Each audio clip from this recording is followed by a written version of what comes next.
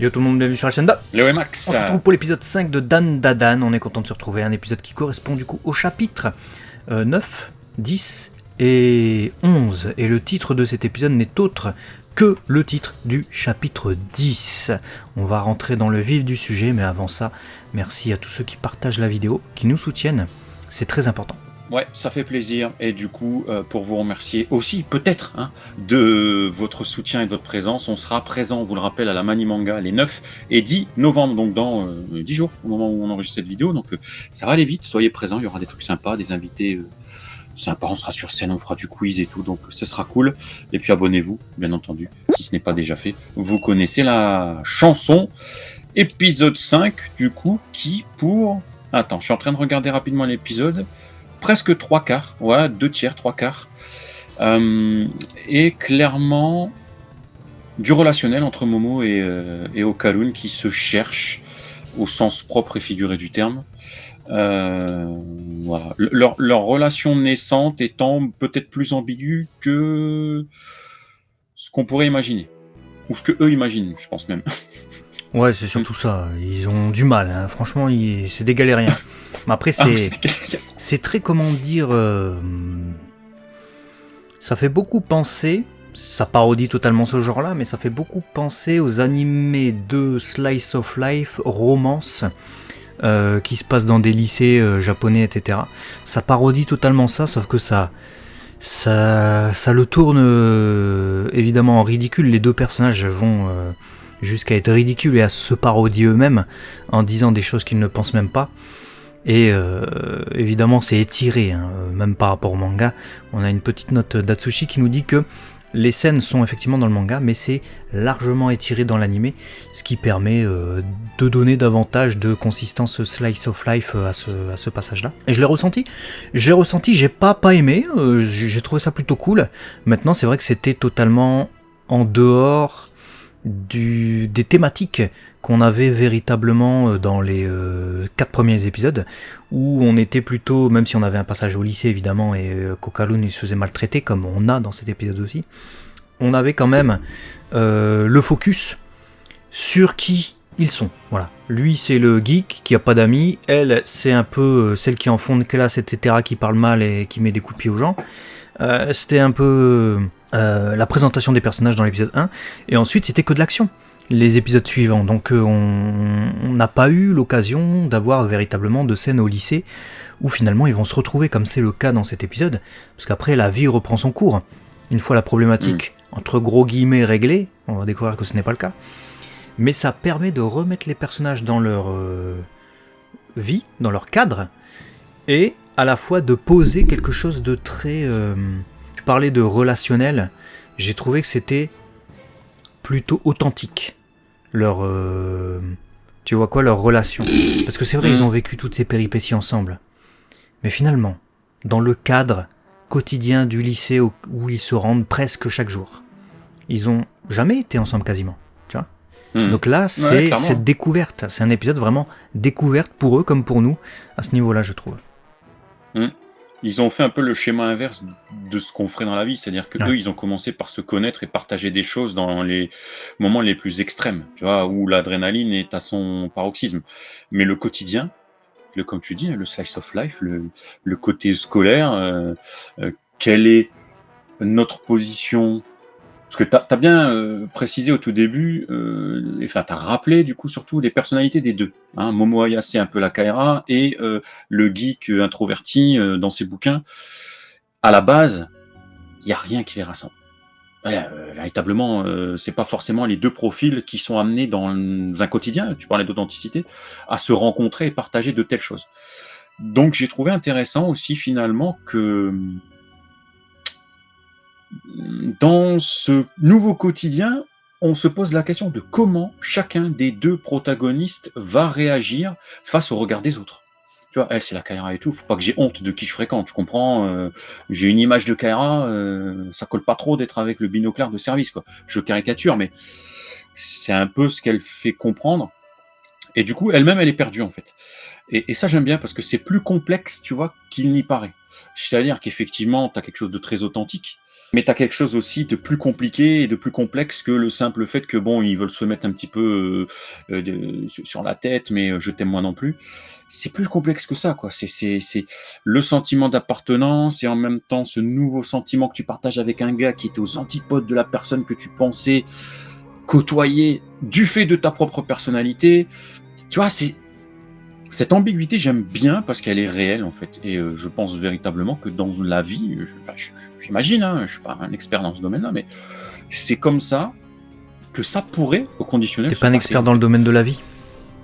T'es en dehors Non, du mais monde je veux des dire, vivants. j'ai jamais rencontré une Kaira et j'ai jamais eu des lunettes, tu vois ce que je veux dire. Donc, c'est dans ce sens-là que je le dis. Je porte des lunettes maintenant à l'âge adulte, je n'en avais pas au lycée, et j'étais assis là où est Ayacé, moi j'étais assis en fond de classe, moi.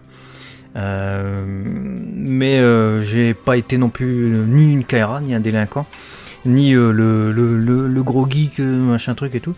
Donc, vu que moi j'étais un élève plutôt moyen, a priori je serais comme toi à dire, comment dire ça, que j'ai pas été confronté à C'est ça. t'as ton groupe de personnes et puis t'as un autre groupe vraiment totalement opposé. Donc je te comprends quand tu dis ça, ou tu dis bon, je peux pas parler pour des gens qui sont dans ces circonstances là, mais maintenant je conçois tout à fait. Je conçois tout à fait parce que c'est des trucs que tu observes en fait. Quand tu es dans n'importe quel milieu, même au travail en fait, hein. Dans le milieu du travail, quand je parle du milieu du travail, bon, nous on est youtubeurs maintenant, mais avant vous imaginez bien qu'on n'est pas né youtubeurs. C'est des trucs que tu vois. C'est des trucs que tu vois. Ah oui, je suis d'accord avec toi. C'est des trucs que je vois et c'est même des choses que j'ai vécues, hein, pour te dire, sans en être à leur extrême là, mais je me rappelle que effectivement dans mon taf, les personnes peut-être, ou même une ou deux personnes avec laquelle tu te dis, mais elle, tu vois, premier avis que tu te fais de la personne, tu la connais pas, hein. Ouais, c'est vraiment pas la personne avec qui je vais parler. Et j'ai eu une ou deux bonnes surprises où finalement c'est la personne avec laquelle tu vas avoir beaucoup plus de points communs que ce que tu aurais cru. Ah oui. Tu vois, en te fiant, comment dire, on juge pas un livre à sa couverture, bah justement, en te fiant à la couverture et en ne creusant pas plus loin. Et c'est un peu ce qui se passe en fait entre les deux. Ils ont beaucoup plus de points communs qu'il n'y paraît, les deux, même si tous les opposent. Il y a un moment donné, il y a deux nanas là quand ils se disputent en mode ouais non, tu m'as embrassé, tu sais, quand ils se frottent les dents et tout là. Et elles font putain, c'est fusionnel en fait leur relation. Mais c'est presque ça, tu vois. On est les opposés s'attirent et il y a ce côté. Ouais, en japonais, vois, je sais plus ce qu'elle dit, mais elle dit ils sont faits pour s'entendre, ils sont pareils. Elle dit ça. Ouais, c'est ça. Ouais, donc j'aime bien. Moi personnellement, j'ai bien aimé. C'est sûr que ça a tranché. Je m'attendais peut-être à rentrer dans de l'action tout de suite, puisque on nous disait bon, il y a plus de boules et tout. Hein. C'était le teaser de la fin de l'épisode 4. Qui fait je m'attendais penser à ce qu'on rentre plus vite. Qui Mais fait, bon, ouais, pareil, mais ça fait beaucoup penser à Ah là là là, pas de boule, le deuxième chapitre de Dragon Ball. C'est aussi le deuxième épisode de Dragon Ball. C'est vraiment un titre porté sur, comme le fait Okalun, comme ça, sur le truc en dessous de la ceinture. Malgré tout, comme tu le dis, ça prend son temps. Je me suis pas ennuyé, mais je me suis demandé à un moment donné, aux trois quarts de ce slice of life version Momo Okalun, je me suis demandé si ça allait être que ça l'épisode. Et je me suis dit, ah c'est dommage, j'aurais aimé voir d'autres trucs. Et heureusement, en fait, ça s'embarque bien à partir du moment où Okalun parvient à lui parler de son problème, ce qui met du temps, ce qui met trois quarts de l'épisode effectivement, pour lui parler du fait que ses boules ne sont pas revenues. C'est ça la problématique en fait de cet épisode. Je sais pas si vous vous rendez compte de la connerie du scénario. Mais c'est le fil rouge depuis le début, Ouais, frère. Soit c'est sa tub, soit c'est ses il a boules. retrouvé son zob, maintenant il lui manque les deux boules. Du coup, on a cette scène, ça commence avec Ayase qui est mort de rire par terre, on comprend. Elle se fout de sa gueule. Bon, moi ça m'a fait dire, j'avoue. Le pauvre, il est là. C'est n'importe quoi cet animé en vrai. Non, mais et heureusement, comme on est dans une maison d'exorciste, il va être exorcisé par Seiko, donc la grand-mère Ayase. Commence alors la deuxième partie de l'épisode où on va avoir une révélation à laquelle on ne s'attendait pas, parce qu'on voyait un petit chat à la fin des épisodes, dans l'ending. On se demandait qui c'était. Là, cette fois, on a la réponse. Mémé Turbo. Turbo Baba est toujours rattaché au Okalun. On pouvait s'en douter, parce qu'on l'avait dit dans la dernière review, rappelez-vous, qu'il allait se retransformer nécessairement. Donc fallait trouver un truc, fallait que un peu du pouvoir de Turbo Baba soit encore en lui, ou je sais pas. C'est le cas. Là, elle est carrément dans lui, elle se fait extirper par cet exorcisme. Bim, il atterrit dans un Manekineko, je vous en reparle tout à l'heure du Manekineko, dans un chat, et on découvre du coup c'était Turbo Baba. J'étais mort de rire, surtout que Mayumi Tanaka, du coup, la voix, je suis content quelque part. On retrouve la voix de Luffy et de Kuririn de Dragon Ball dans le Manekineko. Elle prend une voix d'enfant au début, après elle prend sa voix de Baba, elle alterne entre les deux. Donc on sent qu'il va y avoir ce délire-là. Et ça m'a fait beaucoup penser à Kon de Bleach. Ça m'étonnerait même pas que ce soit un clin d'œil. Parce que dans Bleach, c'est aussi ça, hein, c'est le monde des vivants. Ichigo a des pouvoirs particuliers, il est capable de voir les morts. Et là, c'est un peu ça, on est dans un truc d'exorcisme, et les exorcistes qui chassent les fantômes ou qui les exorcisent et qui les font repartir au monde des morts. Et justement, on a une peluche qui va avoir une âme à un moment donné dans Bleach. Je vous révèle rien. Et cette peluche, du coup, ça va être un peu la touche mascotte, mais qui va faire que des conneries. Tu vois ? Et là, j'ai l'impression qu'on retrouve un peu ça avec Turbo Baba qui est dans le Manekineko maintenant. Je partage totalement ce côté mascotte. Tout bon shonen a souvent une mascotte de près ou de loin, au début ou après. Bah, le voilà ou la voilà. Hein. Ça dépend si tu parles du chat ou de la vioque. Mais j'ai adoré parce que cette pirouette scénaristique pour justifier que Okalun conserve les pouvoirs, comme on le disait, permettant du coup un power-up aussi pour Okalun et un développement à venir de son pouvoir pour affronter des entités de plus en plus puissantes. Donc là, on comprend qu'en fait, lors de l'exorcisme, Seiko a juste projeté l'âme, mais pas le potentiel et le pouvoir qui est resté dans Okalun. Donc tu dis, génial. Et on conserve la vieille qui nous avait fait rire, notamment grâce au jeu, tu l'as dit, de Mayumi Tanaka, mais même le personnage en tant que tel, il y a un côté attachant. On la retrouve dans le chat, j'étais mort, je me suis dit, c'est génial. Véritablement, je pense que c'est un très bon choix scénaristique, faisant que on sait qu'on va s'éclater demain avec ce chat qui va faire n'importe quoi. On voit dans l'ending en plus que la vieille, elle semble découvrir peut-être un peu la vie sur certaines choses, je sais pas. Ça va nous donner naissance à des dingueries, et je pense même qu'en fait, à moyen terme, la vieille, elle va s'attacher un peu aux deux et elle va les aider, mais sans, tu vois, tout en étant opposé, mais sans avoir trop le choix tout que de participer pour retrouver. Également trouble faite, parce que la course avec Seiko qui veut la fouetter avec son éventail, là, j'en reparlerai tout à l'heure de l'éventail aussi. Et puis, à un moment donné, j'ai même cru que, tu vois, quand elle devait capturer le chat, à un moment donné, Ayase, elle voit à travers les murs, enfin, elle ferme les yeux, elle utilise son pouvoir, en vrai, elle ressent l'aura. Je me suis dit, le chat était peut-être aux chiottes en train de couler un bronze, mais pas du tout, non. Pareil. Il était allongé par terre, donc ça va. Mais je me suis dit, par rapport à ce qu'on a vu de l'épisode dernier, ou l'épisode d'avant, où Okalun était sur son toilette, je me suis dit, tiens, ça doit être le même endroit. Non, c'était un placard. Donc tout va bien.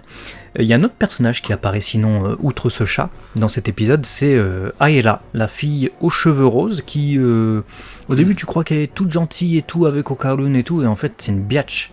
Elle faisait ce petit rapprochement pour se moquer de lui.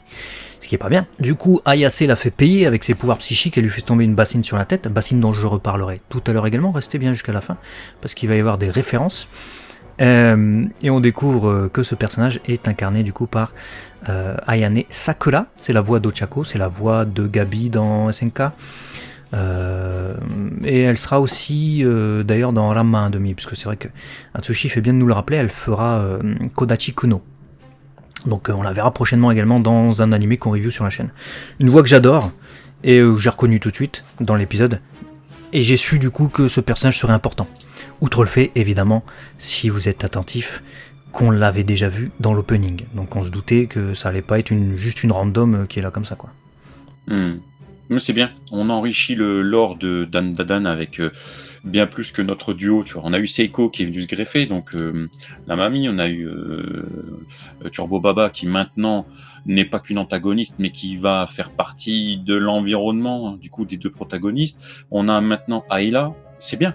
Ça nous développe le lore. Je trouve qu'on se dirige vers quelque chose qui peut être de plus en plus palpitant en termes de relations, en termes d'entrave, en termes d'entraide aussi. Ça peut être sympa. J'aime bien la direction que ça prend. Ouais. Bah écoutez, on va terminer avec des références sur l'épisode si vous le voulez bien. Bon épisode que j'ai trouvé franchement sympa.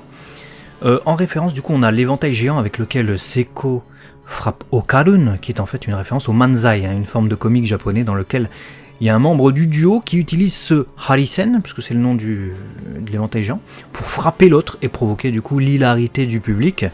Et ça fait aussi le lien direct avec la bassine, qui assomme Aira dont je viens de vous parler, la fille aux cheveux roses, puisque c'est aussi un ressort comique utilisé depuis longtemps dans les comédies et le théâtre japonais. Ça s'appelle le Tarai Ochi.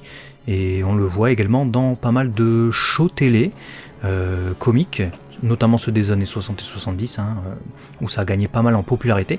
C'est pile le genre d'émission que regarde Seiko. Et d'ailleurs, vu qu'on parle de cette dernière, elle donne une bassine d'eau à Okarun pour qu'il y plonge ses pieds. Alors c'est probablement pas une référence à Jésus qui se fait laver les pieds, mais plutôt au film de DC Constantine, sorti en 2005, et dans lequel Keanu Reeves utilise ce procédé pour se rendre en enfer.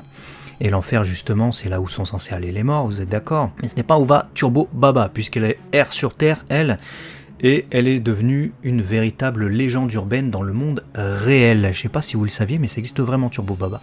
Enfin, je dis pas que ça existe vraiment, je dis pas que la vieille en elle-même existe, mais en tout cas, la légende urbaine existe au Japon, c'est un vrai truc. Et vous pouvez taper son nom en japonais, faire des recherches, vous trouverez des dizaines et des dizaines de références sur le sujet.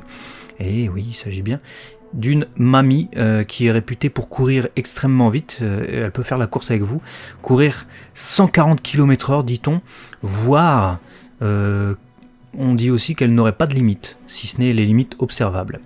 Et en parlant de vieille bique, elle est désormais un manekineko, vous l'avez noté, on en a parlé. C'est un chat porte-bonheur, en statue de céramique ou de porcelaine, normalement, qu'on place généralement aux entrées des commerces, mais aussi chez soi, pour apporter la chance et la prospérité. Et fun fact, un truc qui m'a fait beaucoup rire quand j'ai regardé l'ending de du coup ce 5e épisode, on voit à la toute fin de l'ending, le manekineko qui griffe une boule géante dorée. Boule dorée, en japonais, kintama. Kintama, c'est des couilles.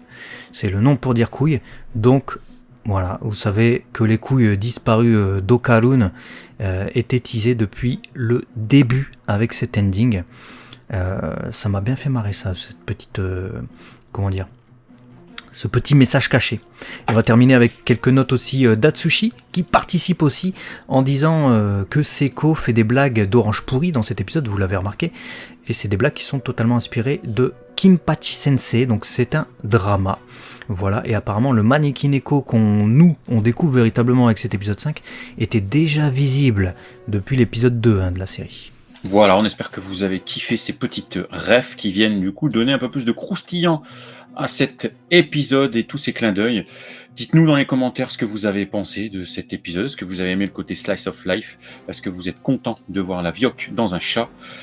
Vous avez espace commentaire qui est prévu pour vous exprimer. C'était très drôle, à ce sujet. Cet épisode. C'était vraiment un épisode...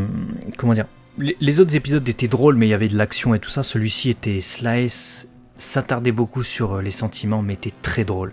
J'espère que les prochains le seront tout autant. C'est un vrai plaisir et je me dis à chaque fois c'est trop court. J'aurais voulu continuer avec un autre épisode.